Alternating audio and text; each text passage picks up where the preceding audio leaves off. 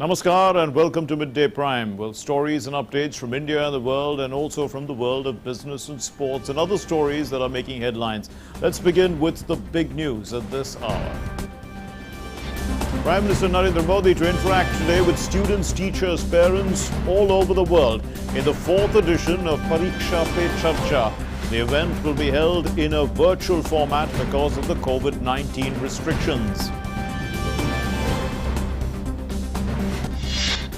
Prime Minister Narendra Modi's message on World Health Day. The PM reiterates commitment to support research innovation in healthcare.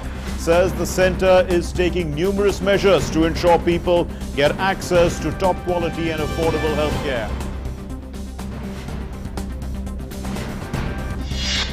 Union Health Minister Harshvardhan addresses the WHO on World Health Day, exalts India's ancient philosophy of Vasudhaiv Kutumbakam as the guiding principle behind vaccine Maitri. India surpasses the US to become the fastest vaccinating country in the world. The RBI maintains status quo on the bi-monthly policy and keeps the repo rate unchanged at 4%. Maintains accommodative stance. Reverse repo rate stands at 3.35%. Projects real GDP growth rate for 21-22 at 10.5%. The RBI governor says the central bank will support market with adequate liquidity.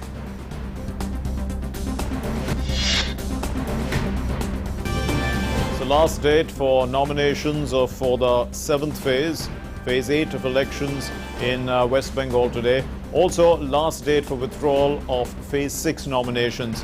And Union Home Minister Amit Shah to hold road shows in West Bengal. The US President Joe Biden says all American adults eligible for COVID-19 vaccine by April 19 and warns the rapid spread of the COVID-19 throughout the nation, and he urges the Americans not to let their guard down during the coronavirus pandemic.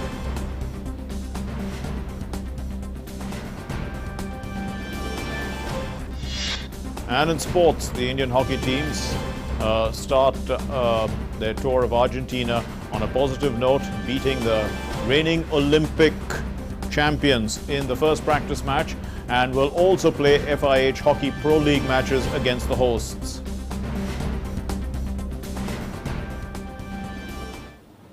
So time to begin with the big story.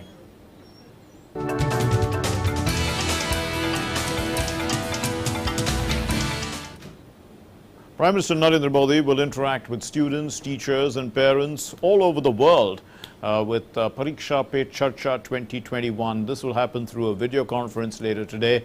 And in a tweet, the Prime Minister said, and I quote, the first ever virtual PPC 2021, Pariksha Pe Charcha 2021, is going to be an exciting interaction covering a diverse range of topics. You could be an exam warrior, a parent or a teacher. There's something for everyone. Let's make exams stress-free. Watch this tonight at 7 p.m.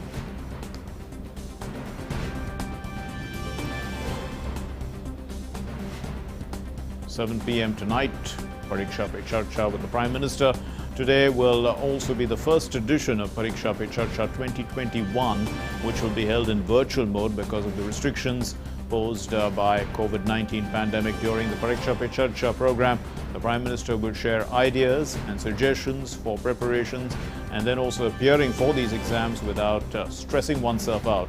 Pariksha Pe Charcha is part of a larger initiative, the Exam Warrior Initiative, led by Prime Minister Narendra Modi to create a stress-free atmosphere for youngsters.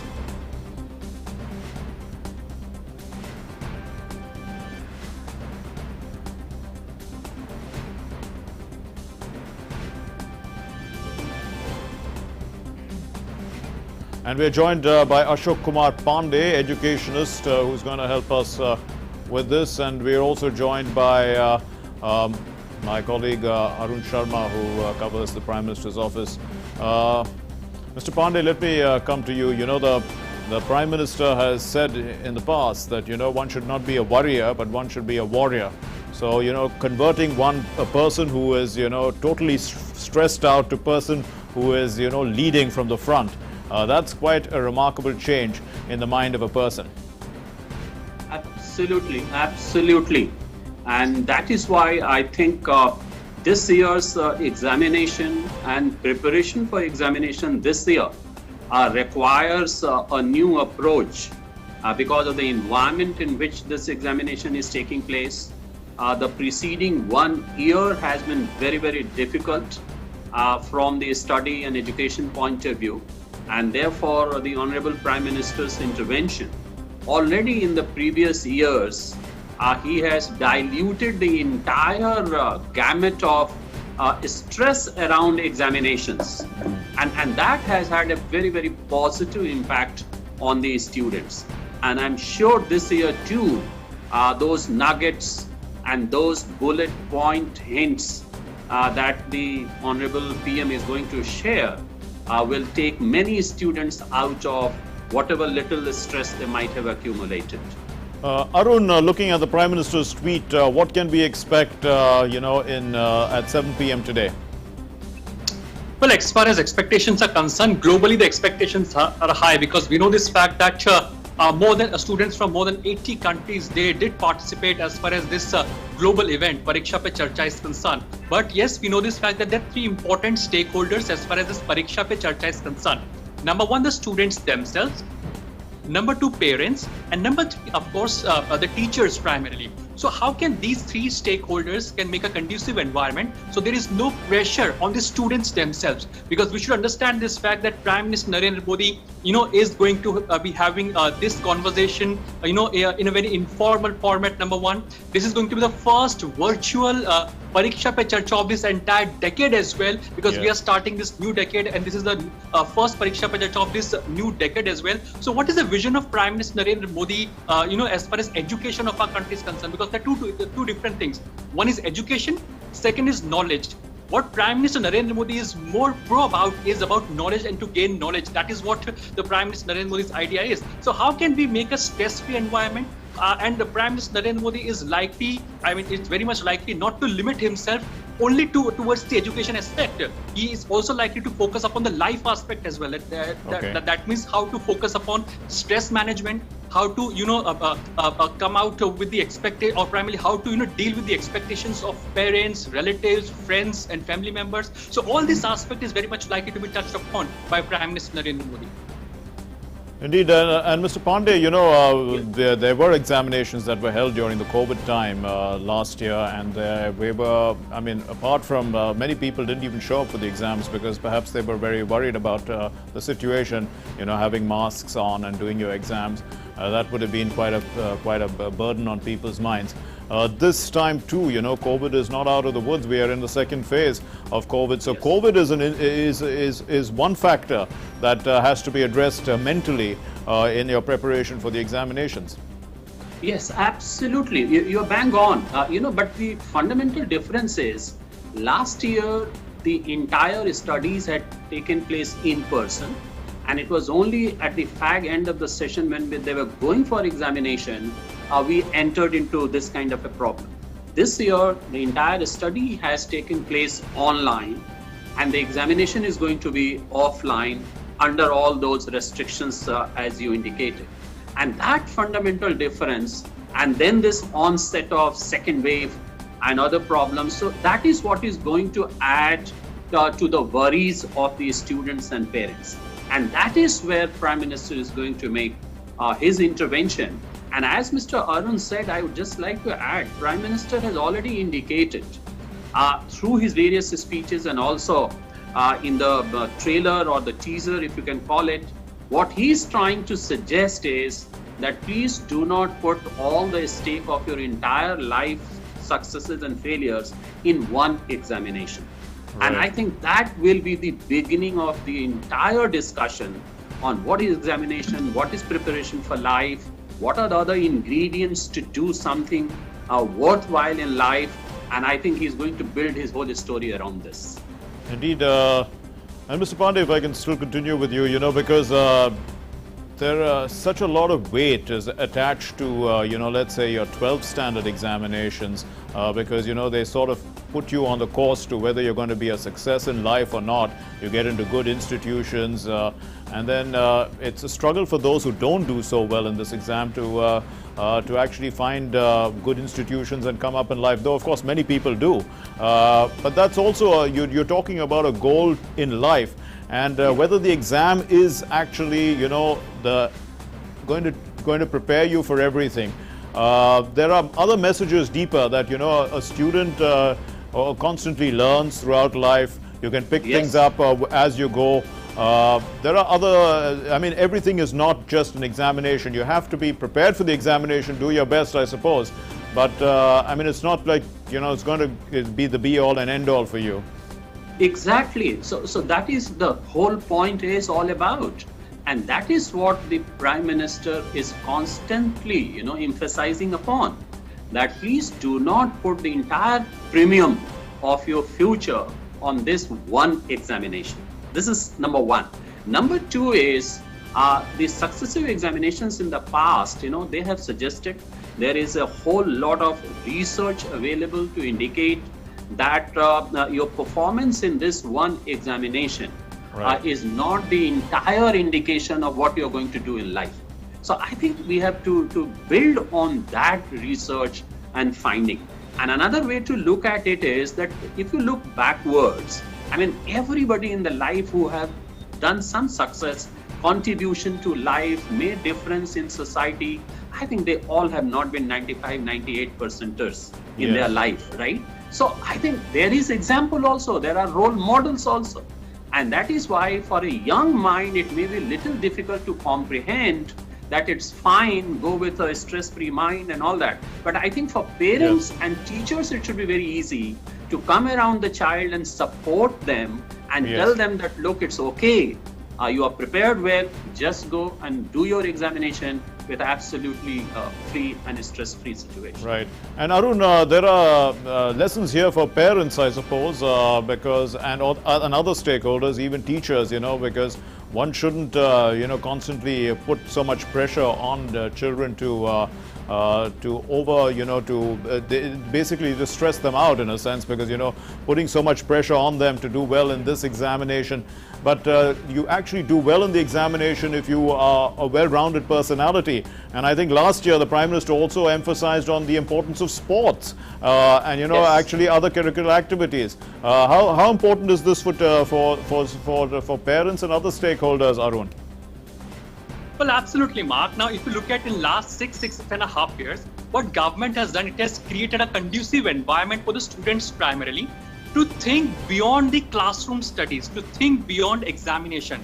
We have seen Startup India initiative. You know that now today, because of the Startup India initiative, even the students of 12th standard, 11th standards are talking about doing coding, making their own applications. They're talking about how to get funding. So there's 11 and 12th standard students. They're talking about this Startup initiative. The national education policy has kind of transformed the education system of our country, because now the education policy gives more flexibility to the students. Now, if you had asked me these questions a decade ago or 10 years ago, my answer would have been different, because yes, there was much pressure on the students from the parents' side, from the teachers' side to perform well. But now, because of the Khelo India initiative by the government, students are more focused on the sports activity as well. Because of the education policy, now students have much more career options, not only limiting themselves to doctors or engineers, they are now actually thinking of becoming and going and making the career into creative fields as well. And last but not the least, the kind of startup initiative, the Startup India movement, that has given a kind of vision to the youngsters that they can do much beyond the classroom studies.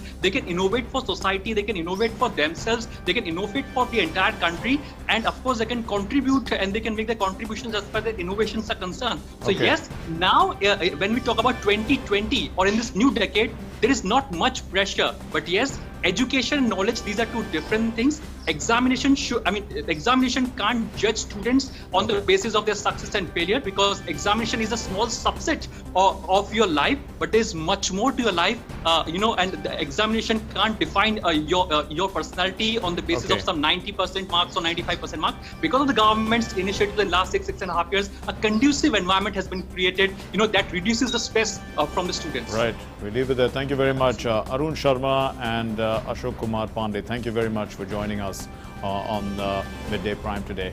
And you're watching Midday Prime. It's time now for news and updates from the world of business.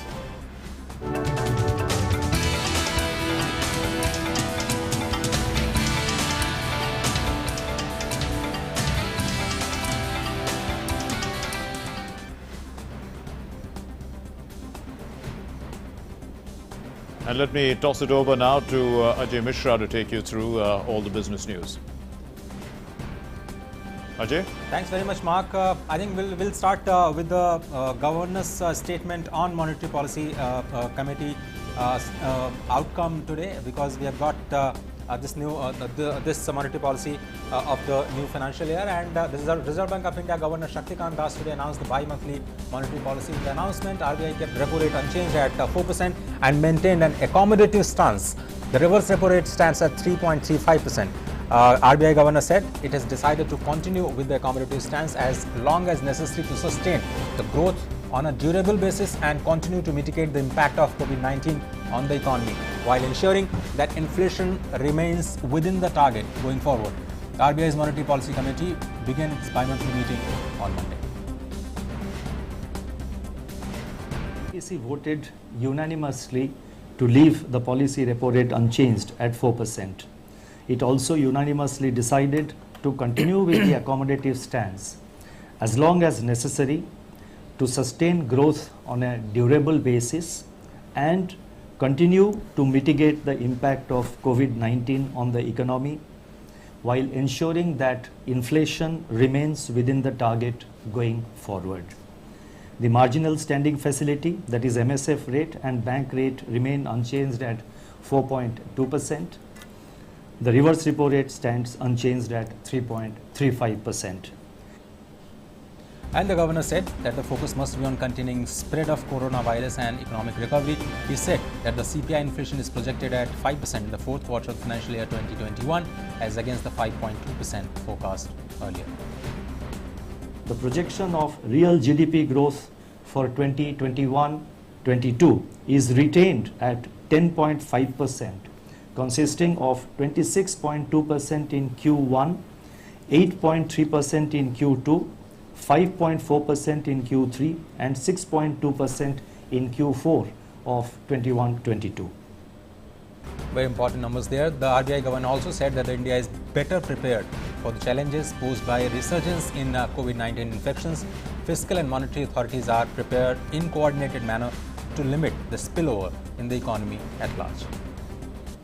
The projection for CPI inflation has been revised to 5% in Q4 of 2021, 5.2% in Q1 21-22, 5.2% also in Q2 of 21-22, 4.4% in Q3 and 5.1% in Q4, with risks broadly balanced. In India, we are now better prepared to meet the challenges posed by this resurgence of infections. Fiscal and monetary authorities stand ready to act in coordinated manner to limit its spillovers to the economy at large and contain its fallout on the ongoing process of recovery. And we are now joined by Deepshikha Sikharwal, who is senior editor with the Economic Times. Thanks very much, Deepshikha. What is the larger message that Governor is trying to send to the economy? There are challenges on the COVID-19 front as well as on the inflation front. But what is the central message that the Governor wants to send out? Thank you, Ajay. The one key message or one key statement which is coming out not just from Governor's policy statement but also the post-statement press conference, that the concerns on growth remain right now, and RBI will do whatever to support the the fragile recovery that we have seen. If you see, the MPC has also sounded a note of caution on the recent surge in COVID-19 cases, the localized lockdowns, and governor was asked about the impact and the fact that the growth projection of 10.5% for the current financial year has been kept as such. But a very clear message coming out that the RBI is keeping a very close watch on the situation, and the message is that the support that RBI has been extending since last 1 year, that will continue.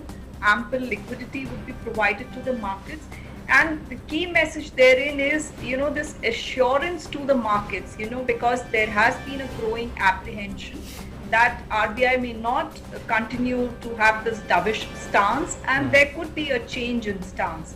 But with this statement, it appears that there doesn't seem to be a shift in that stance, and policy will remain accommodative till growth actually appears secure and stable. So Deepshika, what could you read between the lines when the statement was being given by the governor? What does it say about the growth rate? Was he very confident about the 10.5% growth rate momentum, or he was cautious? What about V-shaped recovery that we were talking about, that India is going to be quickly on the path of smart recovery, as we were reporting in the last few months?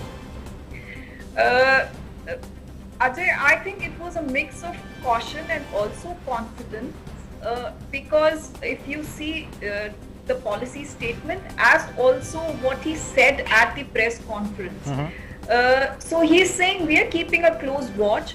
We are but well prepared than the last time, and if you actually see the vaccinations have started. We need to ramp up vaccinations definitely, but we are keeping a watch on the surge of COVID cases. But states, the center, both are well equipped to handle that at this juncture, because we have the experience of the first wave. So I think on the growth front, it was a message of caution as well as confidence. Statistically, if you see, there is going to be a base effect which will help growth in the current financial year.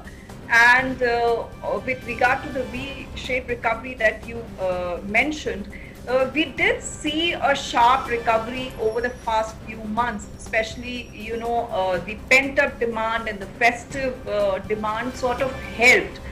But the surge in COVID cases has definitely, and the lockdowns have definitely sort of had some impact, and they will have some impact on the consumer sentiment going forward. Right. But we are not going in for a nationwide lockdown.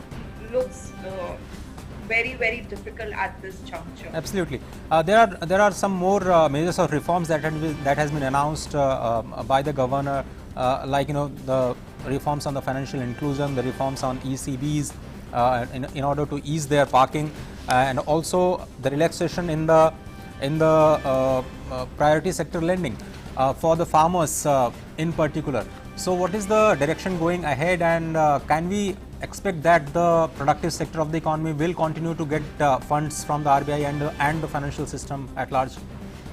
Definitely, there are a bunch of development measures that the RBI has taken, which are very targeted towards some sectors. Now, if you see, the WMA limit for state governments and union territories has been raised. Now, this was a key demand, and last year RBI had raised it. It has been further raised. There is a committee which has been set up to, look into the regulation of asset reconstruction companies. The government announced in its budget that there would be a bad bank or a large ARC which would be set up. So it looks like it be in line with that announcement. There is a relaxation in terms of ECBs, because obviously industry is passing through some difficulty. So the deadline has been extended till next year. They can park it their proceeds Absolutely, yes. in term deposits. And the same has been done, the limit has been enhanced for priority sector lending. So basically very targeted sectoral relaxations, as in wherein we were hearing that, industry or the state governments or particular sector needed some kind of a relief. So RBI has taken care of that. Yeah. Deepshika, very quickly, do you see a larger and greater coordination between the North Bloc and the Ministry when it comes to fighting the menace of COVID-19 and also the fiscal policies and monetary policies? Are they actually in coordination as being briefed by the governor? Definitely, Ajay, if you actually see, and RBI has been at the forefront of this battle against COVID-19. If you see the measures that have been taken by the RBI past 1 year, and these measures, they were the central government, the finance ministry, they were also sort of unveiling measures. There were multiple packages that were announced. There was one in March, soon after the lockdown, which dealt with livelihoods, direct cash transfers. And subsequently, the packages came about, the Atmanirbhar Bharat packages, which also had some reform measures. So if you actually see both the central bank and the North Bloc, the key concern before both has been growth, how to get back the growth. And with today's message from the governor, it is very clear that though there is inflationary pressure coming in, of course, because of commodity prices, but the focus remains on growth. So, and this, kind of a accommodative stance from RBI, this had become a huge contention in the past, which led to, some strain in the relationship between North Bloc and central bank. Thanks so I think now both are sort of progressing on the same path. Thanks the very much. Objective is the same. Absolutely. Thank you so much. Thanks very much, Deepshika, for joining us on the Midday Prime and putting your views on very, very important RBI's monetary policy statement. And the Indian markets traded nearly 1% up, but off the day's high in Wednesday noon deal as the Reserve Bank of India kept the repo rate unchanged at 4% while maintaining the accommodative stance. The FY22 growth projection was also maintained at 10.5%. S&P BSE Sensex hovered around 49,660 levels, up 470 points, 0.9% up. The index hit an intraday of 49,900. The broader market Nifty 50 index meanwhile was holding above 14,800 level. Bharti Airtel, Nestle India, Reliance Industries gained 2% each.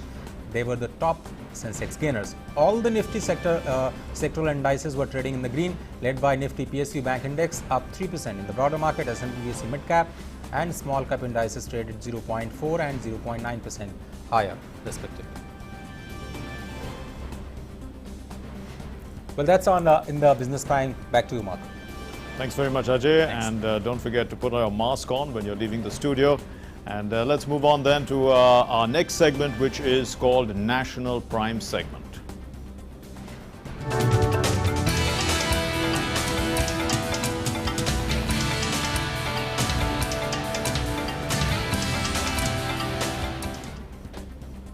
For the Foreign Affairs of the Kingdom of Bahrain, the Foreign Affairs Minister today called on the Vice President M. Venkaiah Naidu at the Vice President's house. The Vice President and the Bahrain Foreign Minister, they held discussions over multifaceted bilateral ties and fostering parliamentary exchanges between the two countries. The Vice President also thanked the King of Bahrain for taking this excellent care of the Indian community there during COVID-19 pandemic. The Vice President hoped that the visit of the Bahrain Foreign Minister would pave the way for further closer collaboration between the two countries. Prime Minister Narendra Modi will virtually chair a high-level committee on the 8th of April 2021 to commemorate the 400th birth anniversary of Shri Guru Tegh Bahadur Ji. The Home Minister Amit Shah will be present at this meeting. Guru Tegh Bahadur Ji was the 9th Sikh Guru, also revered as the protector of humanity for his supreme sacrifice to safeguard human rights. He carried forward the divinity and sanctity of Guru Nanak Dev Ji's teachings. The high-level committee to approve plans and programs related to the commemoration of the 400th birth anniversary of Guru Tegh Bahadur Ji was constituted by the Union Government on the 24th of October 2020. The committee comprises of 70 members with the Prime Minister as the chairman. In West Bengal today is the last date for making nominations for the Phase 7 and Phase 8 of the Assembly elections. Also, it's the last day for the candidates to withdraw their nominations for Phase 6 elections. Senior BJP leader and the Union Home Minister Amit Shah has held a roadshow in Singur and also will have 3 more roadshows. The first one in Domjur, then in Howrah and Howrah Madhya, that is, and lastly in Behala, Purba. The World Health Day is being observed today. The theme for this year is building a fairer, healthier world for everyone. Prime Minister Narendra Modi took to Twitter and he said, "The World Health Day is a day to reaffirm our gratitude and appreciation to all those who work day and night to keep our planet healthy." He also said that this day also reiterates our commitment to supporting research and innovation in healthcare. The Prime Minister also said that on World Health Day, the focus of everyone should be on fighting COVID-19 by taking all precautions, including wearing a mask, regularly washing hands, among other protocols. He also said that one must also take all possible steps to boost immunity and stay fit. Prime Minister Modi said that the government of India is taking a number of measures, including Ayushman Bharat and Prime Minister Jan Aushadhi Yojana, to ensure people get access to top quality and affordable healthcare. India is also conducting the world's largest vaccination drive to strengthen the fight against COVID-19. The Union Minister for Environment, Forest and Climate Change, Prakash Javadekar, also tweeted on World Health Day today. The minister said, and I quote, "On this World Health Day, I salute and thank all the healthcare and frontline workers for their relentless efforts towards fighting COVID-19. In recent years, India has taken several critical steps in building a fairer and healthier country," unquote. And on the occasion of World Health Day today, Union Health Minister Dr. Harshvardhan addressed the WHO Southeast Asia Regional Office through a video conference. Addressing the conference, the Union Health Minister stressed that battling COVID pandemic has raised the need to ensure universal access to healthcare services spanning from preventive to curative for each and every citizen, irrespective of their socio-economic status. The event organized today is a joint commitment of the Ministry and WHO towards building a resilient health system which ensures health for all. In this regard, Dr. Harshvardhan talked about India's flagship Ayushman Bharat program. He also highlighted WHO's call to work together and act beyond borders, saying India's response to COVID-19 and its leadership role in enhancing global cooperation during these unprecedented times is an example of this approach. And India's fight against COVID-19 continues. The centre is closely monitoring and actively engaging with states and union territories over the rising COVID-19 cases in the country. The total cumulative recoveries now stand at 1,17,92,135, and the total recovery rate is at 92.11%. India's total active caseload has reached 8,43,473, comprising 6.59% of the country's total positive cases. The states Maharashtra, Chhattisgarh, Karnataka, Uttar Pradesh, Delhi also, Tamil Nadu, Madhya Pradesh and Punjab have shown a sharp increase in the daily number of new cases of COVID-19. As many as 8,70,77,474 people in the country have been administered the COVID-19 vaccination. In the last 24 hours, 33,37,601 people were vaccinated. India has surpassed the US also to become the fastest vaccinating country in the world, and one of them was me. I also got vaccinated yesterday. Well, and in a significant judgment, the Delhi High Court today said that wearing of a mask is a personal vehicle. In a personal vehicle, it's mandatory even if it is occupied by the driver alone. The High Court said a private vehicle occupied by a single person is also a public place, calling the mask Suraksha Kavach for preventing the spread of the coronavirus. The Delhi court said it protects the person as well as those around him. The Delhi High Court has been hearing a batch of petitions challenging the imposition of challan for not wearing a mask while driving a private vehicle alone. And for more on this story, we are joined by Vikas Sarthi. Vikas, an important observation and judgment by the Delhi High Court, because people who are driving personal vehicles think that they are not spreading the virus, but they could be spreading the virus, and this is a public space, is what they say. The court says. Fill us in with the details. Yes. Right, Mark. The High Court has clearly said that it cannot be ruled out that even if a person is driving his car alone, the car will not be occupied by someone else at a later stage. The court said that for a better option, the rule given by Delhi government that wearing mask is necessary even a person is driving his car alone is correct, and there is no legal infirmity in that decision. In fact, Delhi High Court also relied upon a Supreme Court judgment of 2019, where Supreme Court has also given a ruling that a car on a public road is also a public place. So for betterment of the society, it will be necessary to follow all the guidelines which have already been in place by the Ministry of Health and Family Welfare. This judgment will certainly have a far-reaching impact in fighting against the COVID-19. In fact, several petitions have been filed before the Delhi High Court, and some petitions were filed by advocates. They challenged the rule, and they said that when a person is driving alone, there is no possibility of spreading the infection. But High Court has said that yes, you can say that till the time a person in the car alone, he will not spread. But the situation cannot be ruled out when someone else will also occupy this car. So the rule is correct, and there is no legal infirmity. High Court has given a clear judgment, and in fact, in a way, High Court has reiterated what Supreme Court has already said in 2019 judgment. So this is only applicable for people in Delhi or across the country? Well, Mark, it will be applicable only in case of Delhi, because here the rule which was challenged before the High Court was Delhi government's direction, Delhi government's order. In fact, Centre in its affidavit had said that they are not forcing people to wear masks when they are driving alone their private vehicle. So now it depends on each and every state how they interpret, how they want to go ahead with this procedure. The Centre has clearly said that it's a state subject, and each state should take their own decision on the basis of the perception of the infection in their respective areas. So states are free to take decision on this particular aspect. This judgment is applicable only for Delhi as of now.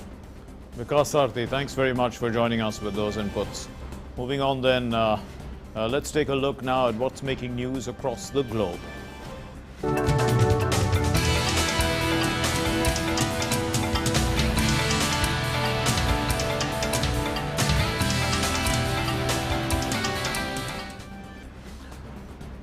And let's first take a look at updates from COVID-19 across the world. Cases of COVID-19 globally have surpassed the 13 crore mark. Over 13 crore 30 lakh people worldwide have so far tested positive for COVID-19, while more than 10 crore 73 lakh have recovered from the coronavirus. The deadly virus has so far claimed more than 28 lakh 87,000 lives globally. The United States continues to be the worst affected country by the COVID-19 pandemic. More than 3 crore 15 lakh people have tested positive for the coronavirus in the US so far, and over 5 lakh 70,000 people have died of COVID-19 in the US. So the US President Joe Biden on Tuesday moved the COVID-19 vaccine eligibility target for all American adults to April 19, 2 weeks earlier than the first May deadline announced previously. Biden also warned countrymen that with new variants of the coronavirus spreading in the US, it is still in a life and death race. That's what the US is in a life and death race, he says. And there's been no COVID-19 vaccine authorized yet for children under 16, although testing is underway. Supplies of vaccines and efficacy in getting shots into arms have increased significantly in the race to get more people inoculated. The more contagious virus variants also are circulating in the United States. On March the 11th, I announced that I was opening up all vaccination sites to all adults by May 1st. Many governors, Democrats and Republicans, responded and decided to beat that date, which was good. Thanks to their hard work and the hard work of the American people and the hard work of my team, I'm announcing today that we're moving that date up from May 1st to April 19th nationwide. That means by no later than April 19th, in every part of this country, every adult over the age of 18 or older will be eligible to be vaccinated. The virus is spreading because we have too many people who, seeing the end in sight, think we're at the finish line already. But let me be deadly earnest with you. We aren't at the finish line. We still have a lot of work to do. We're still in a life and death race against this virus. Well, before making the announcement at the White House, Biden toured a vaccination site at Virginia Theological Seminary in Alexandria.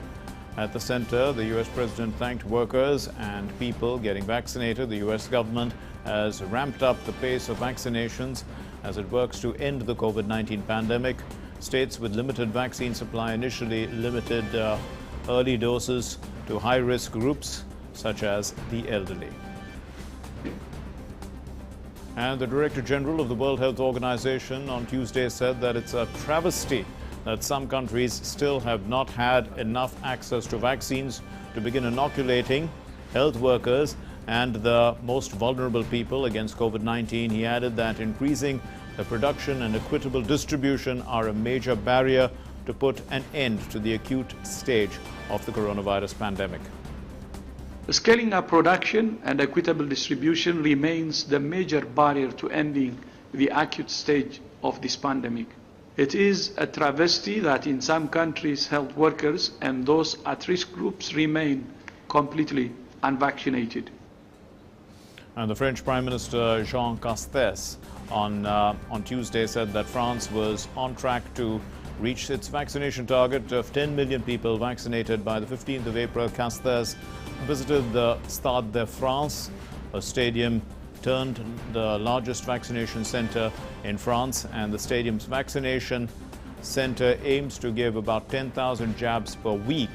As of now, only people aged 70 and above and those with comorbidities aged 50 and above can book appointments for vaccinations in France.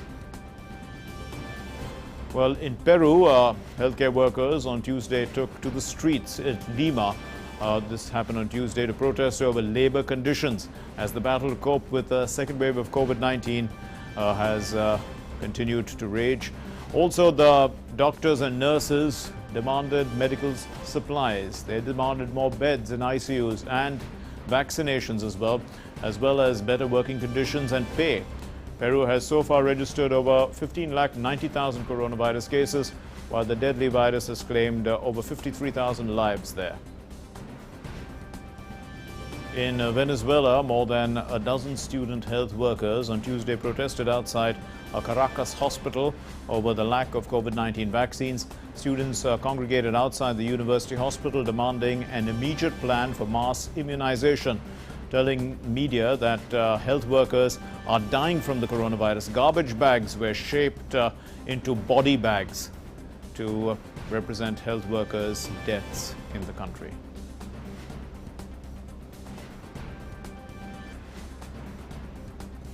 And officials from 5 world powers began their new effort on Tuesday to try to bring the United States back into this floundering 2015 nuclear deal that they had signed with Iran. Well, initial talks, which were termed as successful, included a meeting of the remaining parties to the original deal: Iran, Britain, China, France, Germany, and Russia. in a group called the Joint Commission that is chaired by the European Union. So the United States did not attend, and in 2018, the then President Donald Trump pulled the US unilaterally out of the accord, and since then, Iran has been steadily violating restrictions in the deal. Alexei Navalny, a prominent opposition leader in Russia, prominent opposition to President Vladimir Putin, is incarcerated in conditions which may amount to torture, is what people say. This is what Amnesty says, and may slowly be killing him. This is what the human rights group Amnesty International said on Tuesday. Ahead of a report on human rights which is set to be published today, Amnesty International said that Navalny, who last year was poisoned with a military-grade nerve agent, was now being subjected to sleep deprivation and did not have access to a doctor he could trust. Navalny announced a hunger strike last week in protest at what he said was the refusal of prison authorities to treat him properly for acute back and leg pain. The Kremlin decided to comment on Navalny's health, but said that he would receive medical care while, like any other person, like any other prisoner, if he's ill. Navalny's ill treatment came at a time the COVID-19 pandemic has exacerbated inequalities as well, Amnesty International has said in its annual report. NASA's OSIRIS-REx, which is a mission on the brink of discovering the extent of the mess that it had caused on the asteroid Bennu's surface during last fall's sample collection event. So OSIRIS-REx's spacecraft will today get one last close encounter with Bennu as it performs a final flyover to capture images of the asteroid's surface. While performing the flyover, the spacecraft will observe Bennu from a distance of about 2.3 miles, and OSIRIS-REx's team, they decided to add this last flyover after Bennu's surface was significantly disturbed by the sample collection event that had taken place. OSIRIS-REx is the third mission in NASA's New Frontiers program. It's managed by NASA's Marshall Space Flight Center in Huntsville, Alabama, for the agency's Science Mission Directorate in Washington. A group of migrants were rescued on Tuesday, traveling by a dingy 9 miles south of Gran Canaria. Among the 17 rescued migrants were 5 women and a minor. Spanish emergency service staff followed anti-COVID protocols and measured each person's temperature before providing them with red blankets. The number of undocumented migrants arriving in the Canary Islands jumped eightfold from 2019 to more than 25,000, with the impact of COVID-19 pandemic on tourism and other industries in North and Sub-Saharan Africa pushed more to embark on the dangerous journey. UN Refugee Agency UNHCR said that hundreds died or went missing last year after attempting the crossing to the Spanish islands in the Atlantic Ocean, often in rickety, overcrowded boats with unreliable engines. Israel's new parliament was sworn in on Tuesday, giving the country a new legislature amid an unprecedented political stalemate after an inconclusive election. The ceremony took place hours after a skeptical President Reuven Rivlin invited Prime Minister Benjamin Netanyahu to form a new government. The country's longest-serving leader in power consecutively since 2009 now faces the tough challenge of enlisting enough allies for a governing coalition. Under law, Netanyahu will have 28 days to do so, with the possibility of a 2-week extension before President Rivlin picks another candidate or asks Parliament to choose one. The continued deadlock could ultimately result in a new election. And it's time now for all the news from the world of sports.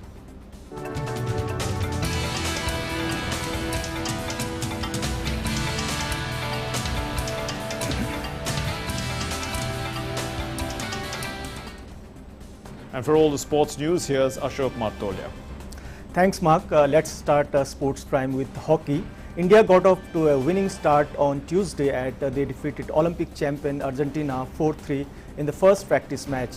For India, goals were scored by Neelkant Sharma, Harmanpreet Singh, Rupinder Pal Singh, Varun Kumar. India will play their second practice match against Olympic champion Argentina later today. Bayern Munich's biggest test will await them when they play against PSG in the Champions League quarter-final in a repeat of last season's final, while the likes of Neymar and Kylian Mbappe will be aiming to avenge the Lisbon final defeat. Holders Bayern Munich will be without their star striker Robert Lewandowski, who is nursing a knee injury and is ruled out of both the home leg at Allianz Arena today. And the team will play in the next league on Tuesday. Tiger Woods is in a decent spirit at home, recovering from serious leg injuries in a February car crash, but his absence from the Masters is keenly felt by friendly rivals. Four-time major winner Rory McIlroy and second-ranked Justin Thomas both expected to contend starting Thursday at Augusta National. Roger Federer is set to play his first match on clay in almost 2 years at next month's Madrid Open after he was confirmed for the event on Tuesday. The 39-year-old was listed among the players to have registered for the tournament in the Spanish capital, with Novak Djokovic and Rafael Nadal also in the field. So that's in All Sports Prime. Namaskar. Thanks very much, Ashok, and don't forget to put your mask on when you leave the studio. And now it's time for our news from the world of art and culture.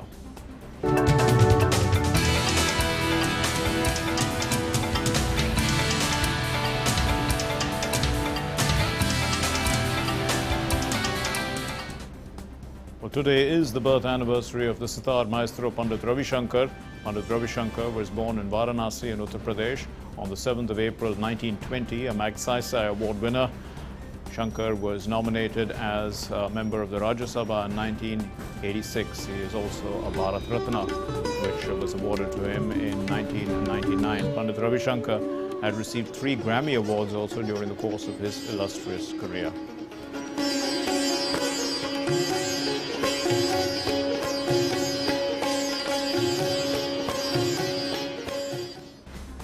And on this World Health Day 2021, let's take a look at this video shared by the Ministry of Health stating that people should unite in the